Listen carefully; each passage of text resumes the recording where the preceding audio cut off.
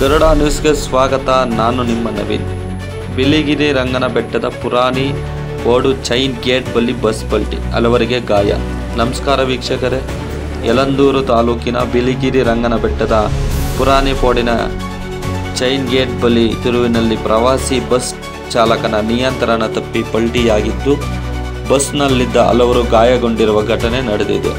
ತುಮಕೂರು ಮೂಲದವರು ಎನ್ನಲಾದ ಹಲವರು ಬಿಳಿಗಿರಿ ರಂಗನ ಬೆಟ್ಟಕ್ಕೆ ಪ್ರವಾಸಕ್ಕೆ ಬಂದಿದ್ದು, ದೇವರ ದರ್ಶನ ಮುಗಿಸಿ ವಾಪಸ್ಸು ತೆರಳುತ್ತಿದ್ದ ವೇಳೆ ಚೈನ್ ಗೇಟ್ ಬಳಿ ತಿರುವಿನಲ್ಲಿ ಚಾಲಕನ ನಿಯಂತ್ರಣ ತಪ್ಪಿ ಬಸ್ ಪಲ್ಟಿಯಾಗಿದೆ ಎನ್ನಲಾಗಿದೆ. ಈ ವೇಳೆ ಬಸ್ನಲ್ಲಿದ್ದ ಹಲವರು ಗಾಯಗೊಂಡಿದ್ದು, ವಿಷಯ ತಿಳಿದ ಸ್ಥಳಕ್ಕೆ ಯಳಂದೂರು ಠಾಣೆಯ ಪೊಲೀಸರು ತೆರಳಿ ಆಂಬ್ಯುಲೆನ್ಸ್ಗಳ ಮೂಲಕ ಯಳಂದೂರು ಸರ್ಕಾರಿ ಆಸ್ಪತ್ರೆಗೆ ರವಾನಿಸಿ ಗಾಯಾಳುಗಳಿಗೆ ಚಿಕಿತ್ಸೆ ಕೊಡಿಸಿದ್ದಾರೆ.